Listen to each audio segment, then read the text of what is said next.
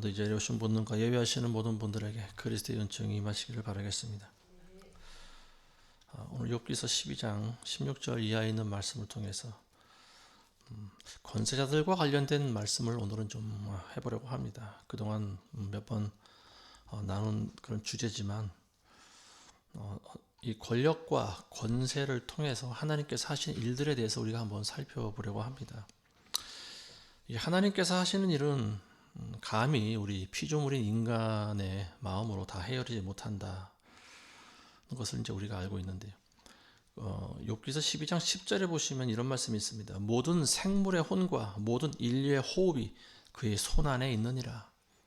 살아있는 모든 것들, 모든 피조물들이 하나님의 손 안에 있다라고 하는 거죠. 하나님의 손 안에 있다라고 하는 것은 무슨 의미입니까? 하나님께서 그것들을 다스리시고 주관하신다라고 하는 그런 의미죠.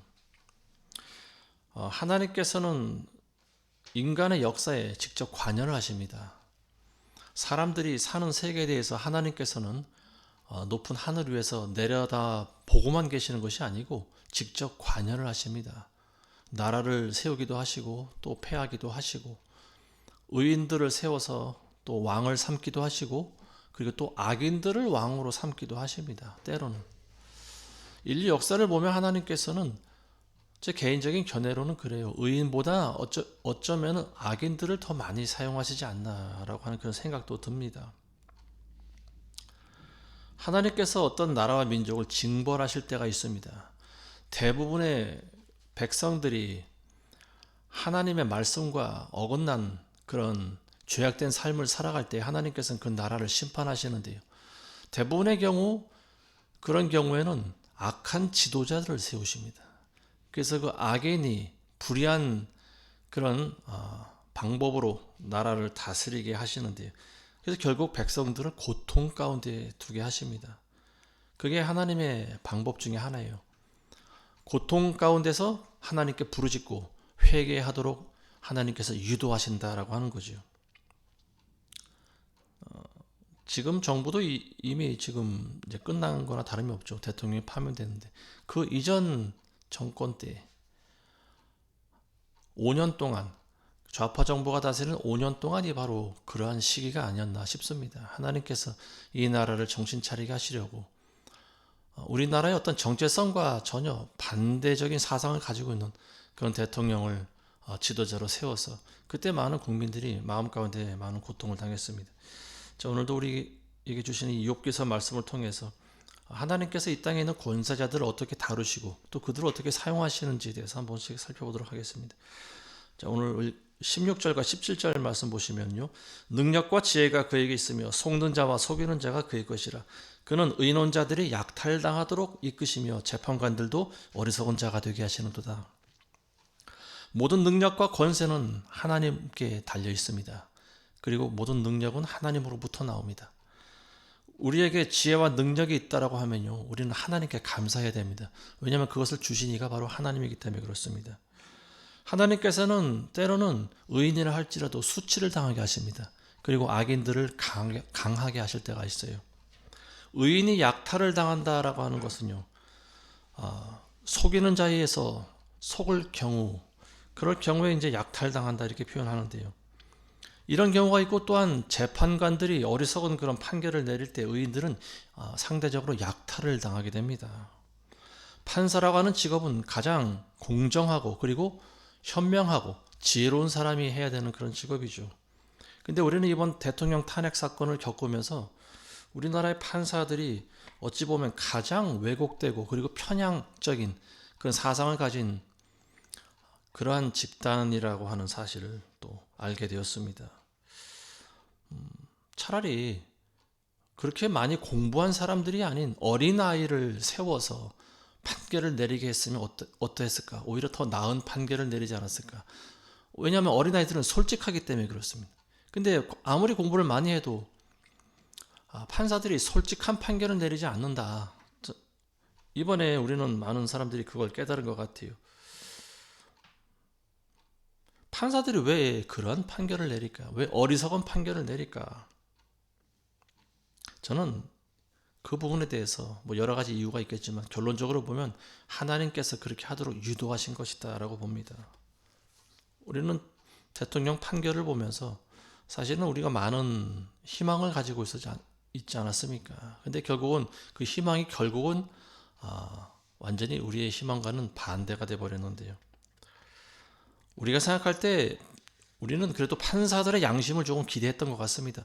아무리 판사들이 좌편향된 판사를 할지라도 뭐 8명 중에 한 2명 정도는, 최소한 2명 정도는 그래도 양심 있는 소신껏 자기 의견을 내지 않았을까 그런 생각을 했어요. 근데 결과는 웬걸 8대 0의 그런 탄핵 인용 판결이 났는데요. 이걸 본 모든 사람들이 눈과 귀를 의심했습니다. 근데 결론적으로 이것은 하나님이 하신 일이라고 봅니다. 판사들이 이런 어리석은 판결을 내려서 결국 이 땅에서 악인들이 득세할 기회를 주게 하신 것이다라고 보는 거죠. 그럼으로써 이 우리나라 모두가 정신을 차리게 하는 것이 바로 하나님의 계획이 아닌가 싶습니다. 18절과 19절을 한번 보겠습니다. 그는 왕들의 속박을 풀어서 끈으로 그들의 허리를 묶으시는도다. 그는 통치자들이 약탈당하도록 이끄시며 권세자를 무너뜨리시는도다. 하나님께서는 왕들도 포로로 끌려가게 하신다. 그리고 정신을 차리면 다시 또 권세를 회복시켜 주신다라고 하는 말씀입니다. 역대하 33장 11절 이하에 보시면은요. 므낫세 왕과 관련된 이야기가 나오고 있는데요. 므낫세라고 하면은 히스기야 왕이 말년에 난 아들이죠. 근데 유다의 왕들 중에서 가장 악한 왕이 므낫세 왕입니다. 그래서 하나님께서는 므낫세 왕을 어떻게 다루시는가 하면요. 아시리아 군대가 유다를 침공하게 만드십니다. 그래서 므낫세를 포박시켜서 결박해서 아시리아로 끌려가게 하십니다. 그리고 감옥에 갇히게 하시죠. 근데 거기 가서 죽을 고생을 하니까 므낫세가 비로소 하나님을 의지합니다. 하나님께 매달립니다. 근데 하나님께서는 이 악인의 기도도 또 들으신다라고 하는 거죠. 하나님의 자비와 긍휼이 얼마나 무궁한지 모르겠어요. 이런 악인의 기도를 들으시고 하나님께서는 므낫세를 다시 풀어주십니다. 그리고 다시 고국으로 돌아가게 하십니다. 자, 이 모든 일들이 우연히 일어난 일이 아니라는 것을 우리가 알아야 됩니다. 20절과 21절 보겠습니다. 그는 신실한 자의 말을 거둬가시며 늙은 자들의 명철을 제하시는도다. 그는 통치자들에게 멸시를 쏟으시며 권세자의 권세를 약하게 하시는도다. 하나님께서 지도자들이 잘못된 그런 불의한 정치를 할 때 하시는 일입니다. 먼저는 주변에서 조언하는 사람들이 점점 줄어듭니다. 조언하는 사람들이 없어진다라고 하는 것은 뭐냐? 결국은 본인의 불의한 뜻대로 나라를 이끌어가게 하려는 하나님의 뜻이라고 하는 거죠. 그리고 늙은 자들의 명철도 제하신다. 나이가 많은 사람들은 젊은이들에 비해서 지혜가 있습니다. 오랜 세월을 살아온 사람들은 삶의 지혜라고 하는 것이 있어요. 근데 이런 자들의 명철도 하나님께서 막으신다라고 하는 말입니다. 하나님께서 유다를 심판하실 때 유다의 마지막 왕이 시드기야 왕입니다. 이 시드기야 왕은 예레미야라고 하는 하나님의 참 선지자의 말을 들었어야 돼요. 예레미야는 평소에 바벨론에 항복을 하라고 그랬습니다. 근데 시드기야는 듣지 않았어요. 예레미야를 대적했던 거짓 선지자가 있습니다. 그 선지자가 누구냐면 하나니아라고 하는 선지자가 있었어요. 이 하나니아는 기브온 출신의 선지자입니다. 기브온 사람들은요, 과거에 출애굽 때부터 가나안 지역에 들어왔던 여호수아를 속인 민족이 바로 기브온 사람이에요. 그러니까 거기에는 이 기브온 민족의 그 속이는 그 영이 계속 아마 내려온 것 같습니다. 거기서 나는 선지자가 바로 하나냐라고 하는 선지자인데요. 이 하나냐는 이렇게 예언을 합니다. 시드기야 왕 앞에서 만군의 주 이스라엘의 하나님이 이같이 일러 말하노라. 내가 바벨론 왕의 멍에를 꺾었느니라.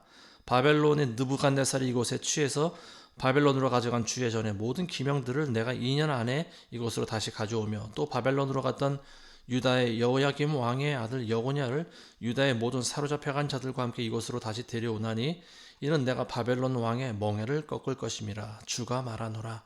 하나님께서 이렇게 말하노라라고 예언했다라고 하는 거죠. 자, 그리고 이 예언을 마친 하나냐는 예레미야가 목에 걸고 있던 나무 몽연을 빼앗아 가지고 그걸 부러뜨려 버렸습니다. 그리고 이스라엘이 하나님이 이와 같이 바벨론 왕의 몽열을 꺾으실 것이다 이렇게 말했습니다. 근데 그때 하나님의 말씀이 조금 있다가 예레미야 선지자한테 임합니다.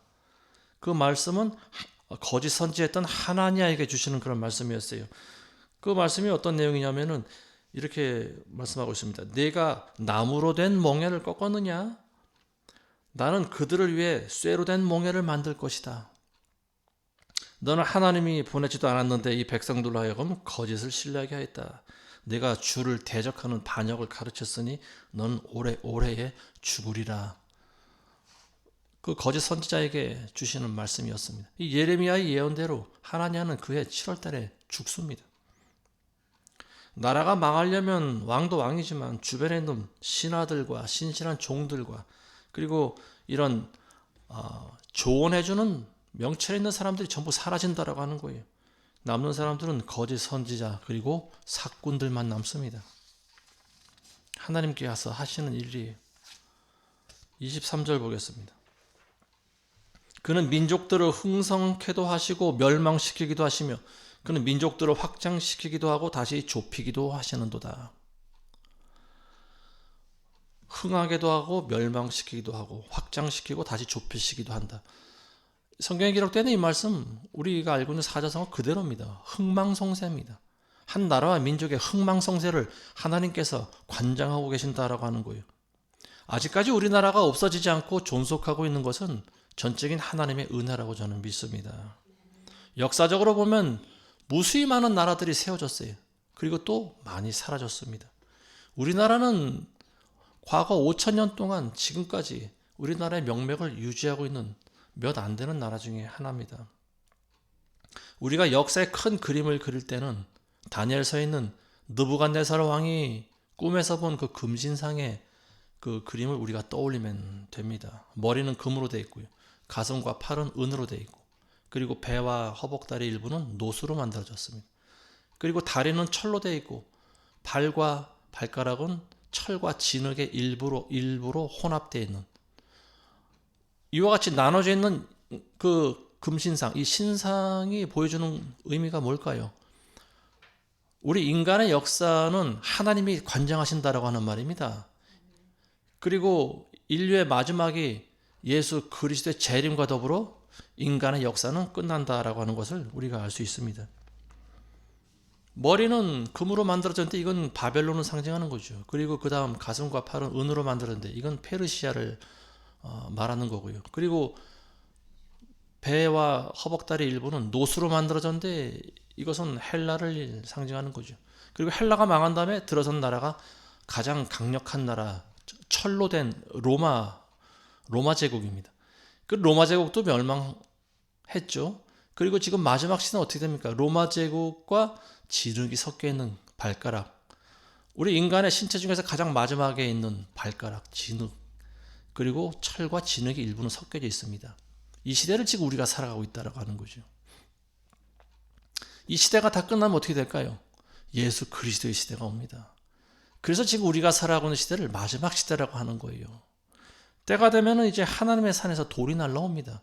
그리고 그 돌은 이 느부갓네살이 보았던 거대한 이 금신상을 그 발에 떨어져서 산산이 가루로 부숴버립니다. 자, 이게 이제 예수 그리스도가 재림하실 때 우리 인간의 역사가 종말을 고한다라고 하는 그런 해석을 우리가 할 수가 있습니다. 자, 정치와 권력에 대해서 이야기할 때 저는 에베소서 6장에 있는 말씀이 떠오르는데요. 에베소서 6장 11절 이하에 보시면 우리가 잘 아시는 하나님의 전신갑주에 대해서 나오고 있습니다. 제가 한번 읽어보겠습니다. 너희는 마귀의 술책에 대항하여 설 수 있도록 하나님의 전신갑옷을 입으라. 이는 우리의 싸움이 혈과 육에 대항하는 것이 아니고 정사와 권세와 이 세상 어둠의 주관자들과 높은 곳에 있는 영적 악에 대항하는 것이기 때문이라. 그러므로 너희는 하나님의 전신갑옷을 입으라. 이는 너희가 악한 날에 저항할 수 있으며 또 모든 일을 다 이루기까지 서 있게 하기 위함이니라. 그러므로 서서 진리로 너희 허리띠를 두르고 의의 흉배를 붙이고 화평의 복음을 준비한 것으로 너희 발에 신고 모든 것 위에 믿음의 방패를 가짐으로써 능히 너희가 악한 자의 모든 불붙은 화살을 끌 수 있을 것이라. 또한 구원의 투구와 성령의 칼 곧 하나님의 말씀을 가지고 모든 기도와 간구로 항상 성령 안에서 기도하고 이를 위하여 모든 성도들을 위해 모든 인내와 간구로 깨어 있으라. 아멘. 사도 바울이 이야기하는 것이 뭡니까? 우리의 씨름은 혈과 육의 씨름이 아니라고 하는 거예요. 그리스도인들의 씨름은 기도로 싸우는 겁니다. 그리고 영적인 악에 대항해서 싸우는 거예요. 눈에 보이는 이 악의 실체가 바로 성경에 나와 있는 사탄 마귀입니다. 이 마귀는 우리 인간들을 괴롭혀요. 그리고 미혹시킵니다. 그리고 마귀는 그냥 어떤 본인의 무서운 형상을 그대로 드러내면서 우리에게 다가오지 않습니다. 마귀는 아주 조직적으로 일합니다. 그리고 광명의 천사로 나타납니다. 아주 체계적으로 사람들을 미혹해요. 마귀가 가장 잘 사용하는 방법 중에 하나가 정사와 권세자들에게 역사하는 겁니다. 그래서 저는 이 정사와 권세들을 정치와 권력의 영이다 이렇게 표현하고 싶습니다. 정사와 권세자들이 마귀에게 미혹되어 있을 때 마귀가 강하게 역사하는 거죠. 그리고 동시에 이 세상 어둠의 주관자들이 있습니다. 이것도 영인데요. 정사와 권세의 역사하는 영이 있고 세상 어둠의 주관자들이 역사하는 사람들이 있습니다. 이게 이제 일반적인 대다수 국민들에게 역사하는 그런 영입니다. 정사와 권세자가 예를 들면요, 이런 악한 권세자가 세워졌을 때 그를 추종하는 많은 무리들이 또 생겨나는 거예요. 이게 뭐냐면 정사와 권세의 영에 같이 연합하는 어둠의 주관자들의 영입니다. 그래서 많은 사람들이 같이 미혹되어 버리는 거예요. 근데 그런 것들이 모두 다 공중의 권세 잡은 악한 영의 지배를 받습니다. 공중의 권세 잡은 악한 영은 바로 사탄입니다. 사탄 마귀예요. 옛뱀이고 그리고 용이고 아담과 하와를 미혹했던 사탄입니다. 마귀예요. 총 대장이 바로 이 사탄이죠. 공중의 권세를 잡고 있어요. 이 사탄 마귀가 그러한 각 나라와 민족에게 역사를 하는 거죠. 정사와 권세자들에게 역사합니다. 정사와 권세라고 하는 것은 정치를 하고 그리고 권력으로 국민들을 다스리는 그런 리더급 지도자들을 말하는 거예요. 그리고 그러한 불의한 지도자가 세워졌을 때 그를 추종하는 많은 무리들이 따르게 합니다. 이게 모두가 다 악한 영의 역사라고 하는 거죠.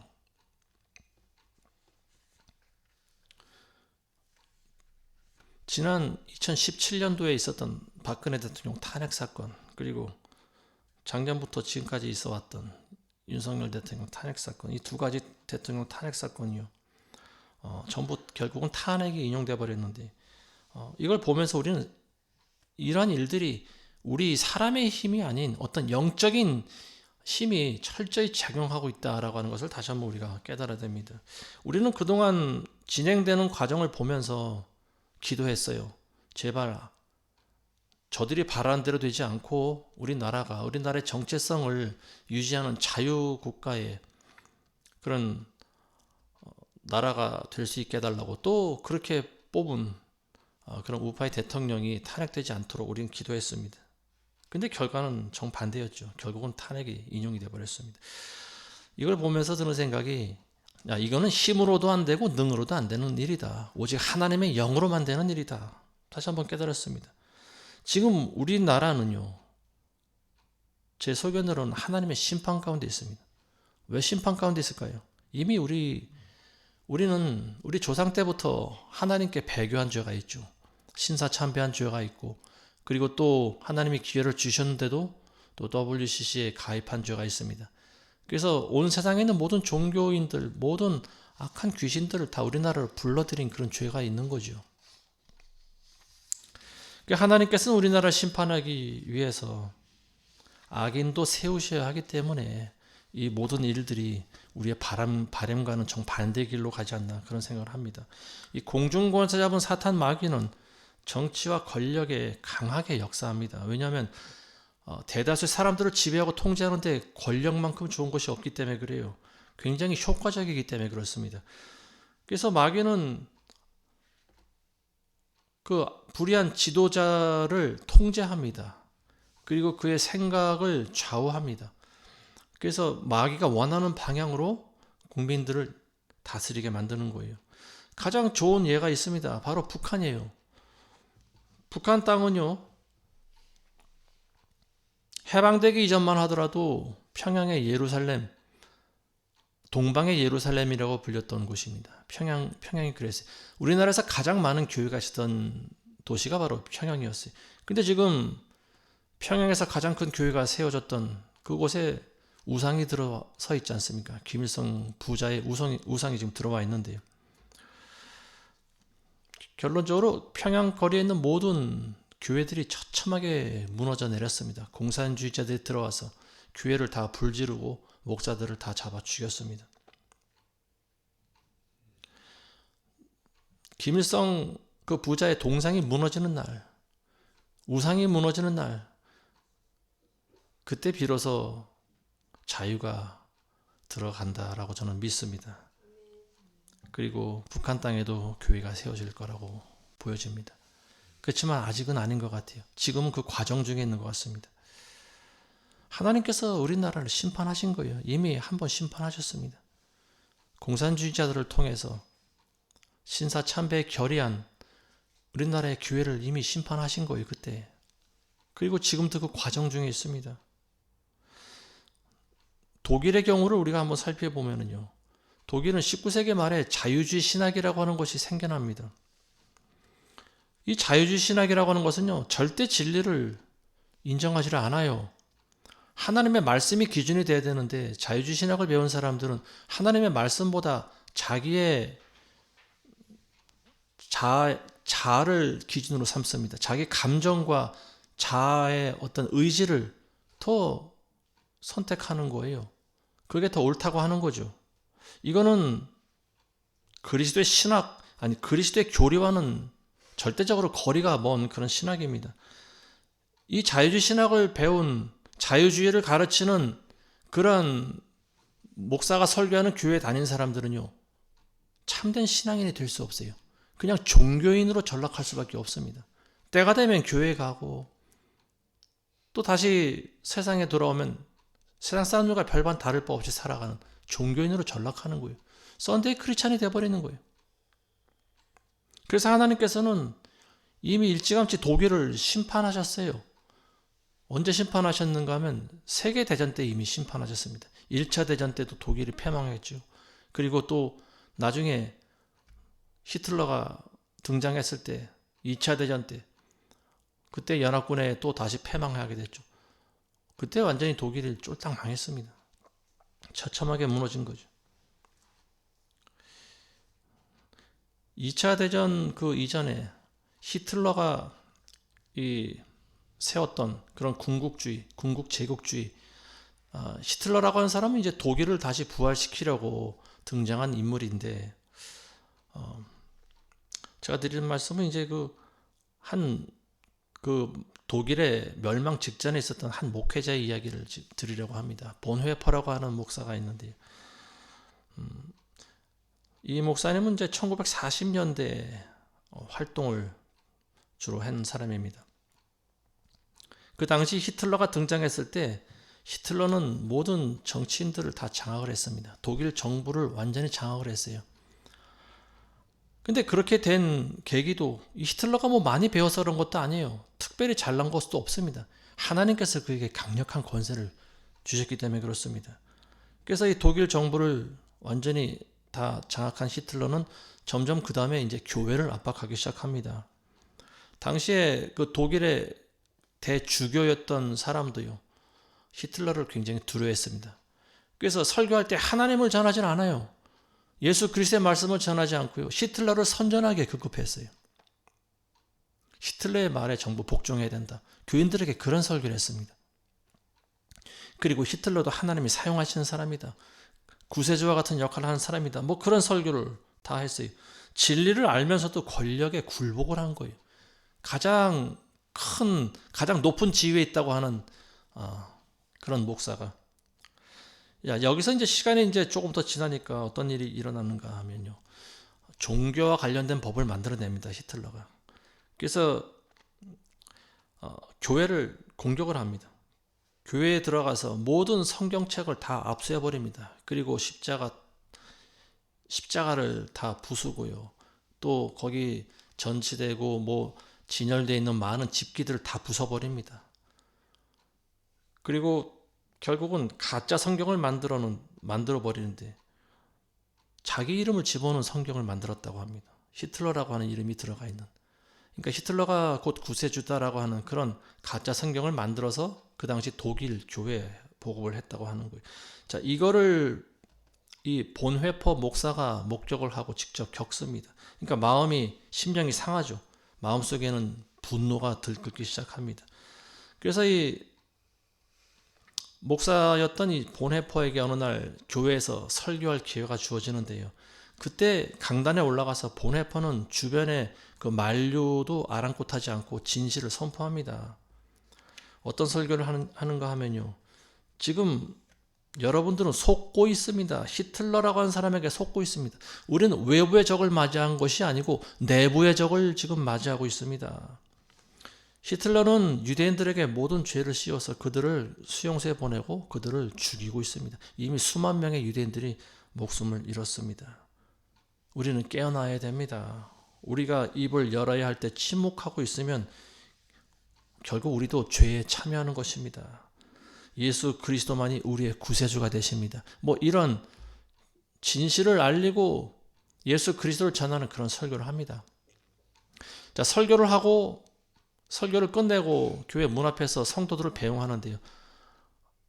물론 그 설교를 했을 때 히틀러의 비밀 경찰들도 앉아서 예배를 드리고 있었어요.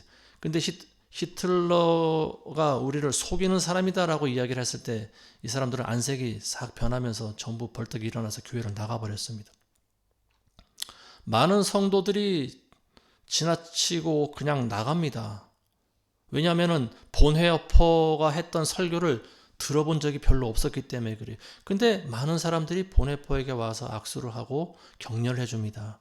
오랜만에 들어보는 설교였습니다. 목사님, 그런 설교를 해주셔서 감사합니다. 예수님에 대한 설교를 해주셔서 감사합니다. 이런 인사를 하고 합니다. 이 자유주의 신학이라고 하는 것이 들어오고 히틀러라고 하는 절대 권력자가 들어오면서 많은 사람들은 교회에서 절대 진리에 대해서 한 번도 들어보지 못한 거예요. 왜냐하면 그런 설교를 하면 잡아가기 때문에 그렇습니다. 정부에서. 어느 교회든지 비밀 경찰이 들어 있었어요. 그러니까 히틀러를 욕하든지 아니면 예수 그리스도만이 구주라고 하는 설교를 하면은 잡아갔어요.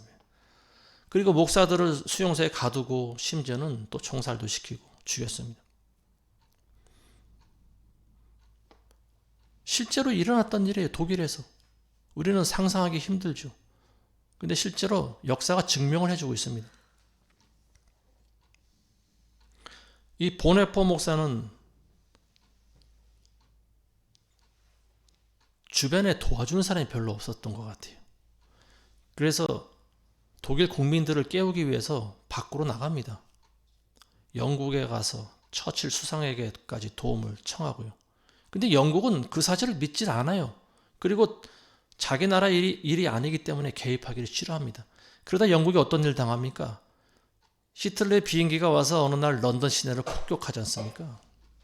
그제서야 부랴부랴 연합군을 형성하고 그리고 미국이랑 프랑스랑 연합군을 형성해서 독일과 대항하는 거죠. 진작에 본회퍼의 말을 들었으면은 미리 방비를 했을 텐데 이 본회퍼는 주변에 있는 유럽 국가들을 다니면서 지금 독일이 맞이하고 있는 상황에 대해서 설명을 했습니다. 우리는 지금 내부적으로 싸우고 있습니다.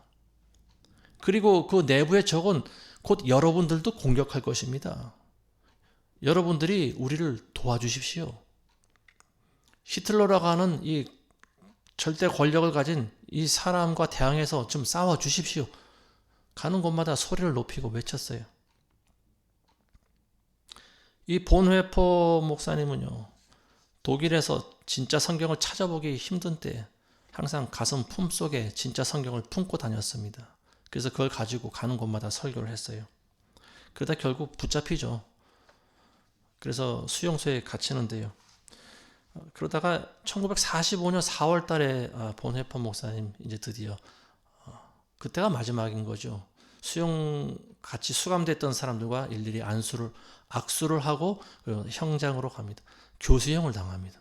그래서 목에 밧줄이 걸리게 되는데요. 그때가 4월 달인데 본회퍼 목사님이 거기서 죽임을 당하고 나서 얼마 안 있다가 연합군들이 들어옵니다. 근데 그리고 독일은 패망을 하는 거죠. 히틀러는 자기 방에서 권총으로 자살을 합니다. 자, 이런 일들을 보면서 우리는 깨달아야 될 것이 있어요. 하나님께서는 히틀러라고 하는 이 절대 악인을 세우셨어요. 권세를 부여해 주시고 그렇게 하신 이유가 독일을 심판하기 위해서라고 하는 거죠. 가장 심판하셨던 것은요, 독일에 있는 교회들이었습니다. 하나님의 진리와는 거리가 먼 그런 자유주의 신학을 옹호하고 신학교에서 그런 것들을 가르치고 독일 교회는 점점 안일해지고 부패하게 되었고 십자가의 복음과는 거리가 먼 그런 설교를 목사들이 강단에서 했다라고 하는 거죠. 그걸 보다 못한 하나님께서는 희대의 악인을 세우셔서 독일 교회를 심판하셨습니다. 비밀 경찰들이 교회마다 다 들이닥쳐서 집기들을 다 깨부시고 성경책을 다 빼앗아갑니다. 그리고 자기들이 만든 성경책을 교회에다 전부 갖다 놓고 성도들에게 나눠주고 이걸 읽으라고 합니다. 목사들이 하는 설교를 다 청취해서 듣고 분석을 하고 누가 히틀러를 욕하지 않나 다 감시합니다. 지금 그런 상황이 여러분들에게 있다라고 하면 여러분들 어떻겠습니까? 끔찍하겠죠. 하나님께 영과 진리로 예배를 드리는 그런 예배 가운데 비밀 경찰들이 몰래 들어와서 누가 무슨 소리를 하나, 누가 정부 욕을 하나, 누가 대통령 혹시 욕을 하지 않나, 뭐 이런 감시를 한다라고 하면 우리가 제대로 예배를 드릴 수가 있겠습니까? 진리를 외치면 감옥에 갇히든지 사형을 당하는데요. 하나님께서는 독일을 이렇게 과거에 심판하셨습니다. 교회를 시험하신 거예요. 누가 진짜고 누가 가짜인지 하나님은 불같은 그런 환난 가운데 교회를 시험하신 겁니다. 이런 불의 시험을 통과한 교회만이 진짜 교회가 되는 거예요. 환난 가운데 그리스도인들은 진리를 외칠 줄 알아야 됩니다. 불의에 대항할 줄 알아야 되고 입을 열을 줄 알아야 돼요. 나라가 겪고 있는 부당함에 대해서 외쳐야 됩니다. 진실을 알려야 돼요. 불의한 권세자에 대항할 줄도 알아야 돼요. 왜냐하면 그때 입을 열지 않으면 언젠가는 모두가 다 죽고 말기 때문에 그렇습니다. 아마도 이 독일에서 이런 본회퍼 같은 목사가 일어나지 않았다라고 하면 아마 지금의 독일은 있지 않았을까 뭐 그런 생각도 합니다. 우리에게 그런 일이 일어나지 말라는 법이 없습니다. 우리는 이미 코로나 때 한번 겪었고요. 앞으로도 한번 두고 보십시오. 하나님께서 어떻게 하시는지. 불의한 자가 들어서면은요. 그때는 하나님께서 우리나라를 예전에 독일과 같이 심판하시는구나라고 하는 생각을 하셔야 됩니다. 우리는 코로나 때 예배를 계속 드렸어요. 거리 두기를 하지 말라고 하는 거예요. 정부가 점점 교회 예배에 대해서 관여하기 시작했습니다. 근데 일반 세상 교회들은 전부 그 지시를 따랐던 것 같아요. 교인들 절반 이상을 교회에 나오지 못하게 만들고 나중에는 그게 점점 감시가 심해지고요. 나중에는 QR코드를 찍은 사람만이 들어갈 수 있게 했습니다. 이 QR코드는 백신을 맞은 사람만이 들어갈 수 있는 거였죠. 근데 우리는 백신도 안 맞았고 그리고 예배도 포기하지 않았습니다. 계속 교회에서 예배 드렸어요. 근데 어느 날 예배 드리는데 경찰들이 들이닥칩니다. 뒤에서 동영상으로 제가 하는 설교를 동영상으로 찍어가기 시작했어요. 그리고 파주시청에 있는 공무원들이 허락도 없이 교회 안으로 들어와서 마구 비디오로 찍어가고 있습니다. 그래서 결국 그들과 대립을 하게 되고 그 과정에서 어쨌든 우리는 벌금을 물었습니다. 적지 않은 벌금을 물었어요. 교회는 강제 폐쇄당하고요. 그리고 그때 유튜브로 계속 코로나와 백신의 부당함에 대해서 알렸는데 두 번의 경고를 먹고 세 번째 결국 채널이 폭파당했습니다. 2016년도부터 설교를 계속 올렸었는데 어느 날 갑자기 채널이 없어졌어요. 그때가 2021년도인가 2022년도인가 그 정도 코로나가 한참 진행 중일 때였습니다. 순식간에 올렸던 영상이 한 600개 정도가 순식간에 날아가 버렸습니다. 흔적도 없이 사라져 버렸어요. 그래서 그때 다시 만든 채널이 지금의 LESL1 채널입니다. LESL1 왜 1이라고 붙었는가 하면은 이 채널이 또 폭파되면은 그 다음엔 LESL2라고 하기 위해서 숫자를 붙였습니다. 그것도 사라지면 그 다음엔 3, 4, 5 계속 하기 위해서 앞에 숫자를 붙였습니다. 지금 LESL1이 아직 남아 있어요. 근데 앞으로 어찌 될지 모릅니다.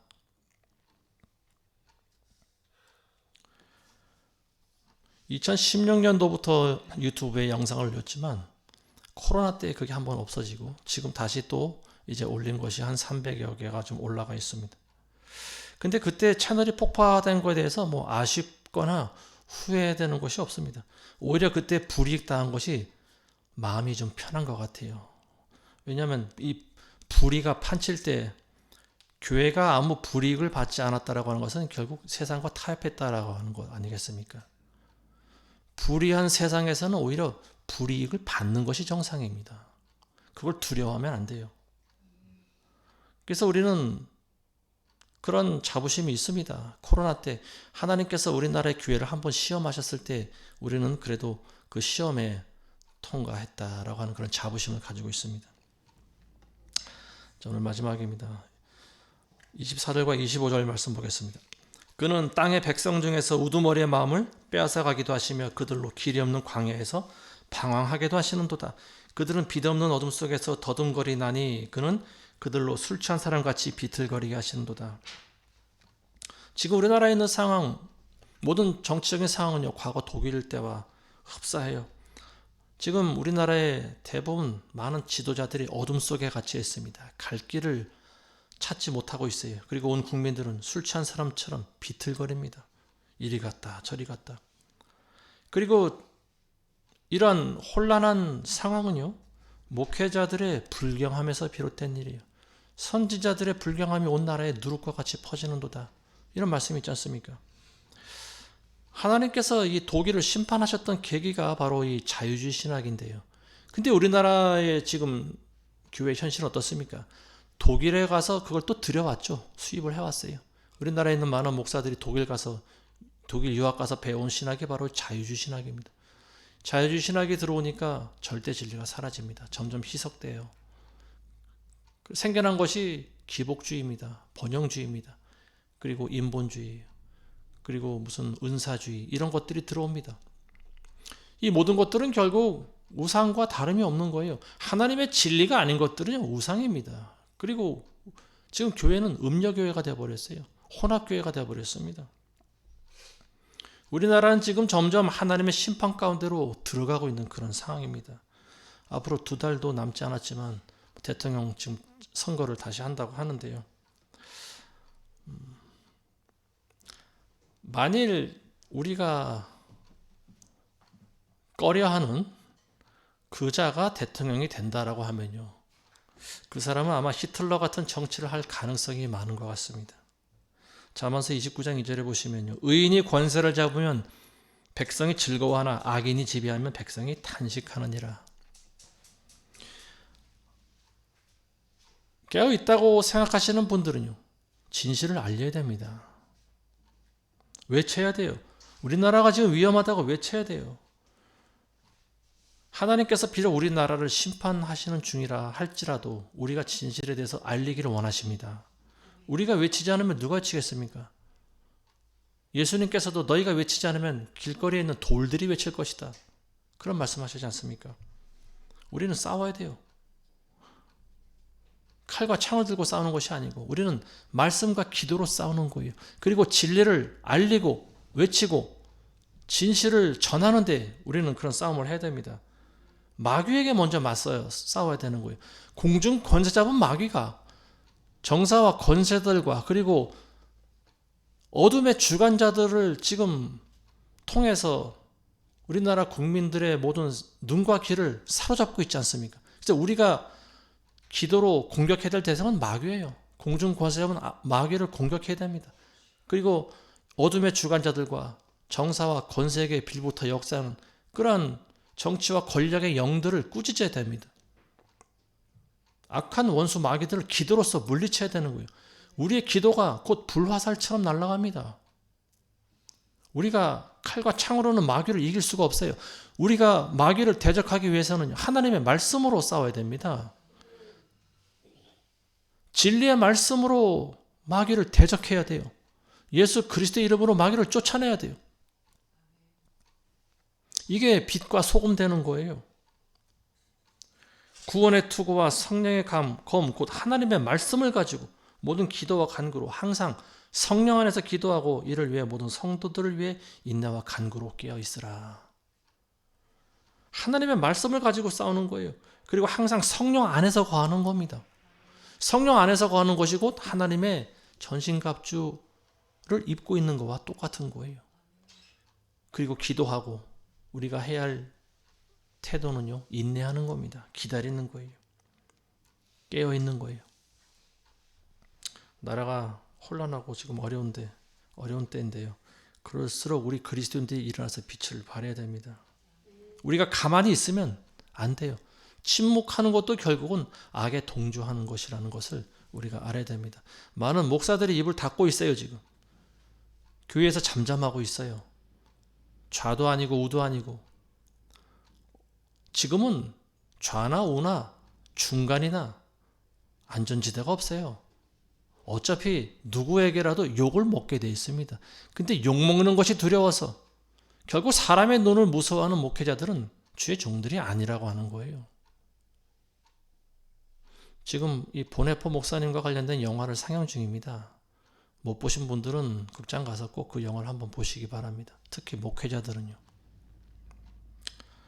이번 주 이제 고난 주간인데 예수님께서 고난 당하심으로 말미암아 우리가 자유함을 얻었습니다. 우리가 구원을 받은 거죠.